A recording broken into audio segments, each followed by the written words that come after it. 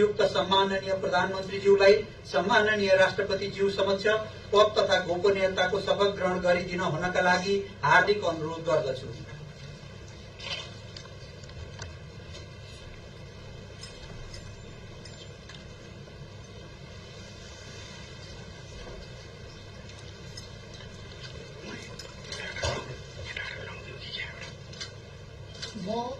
म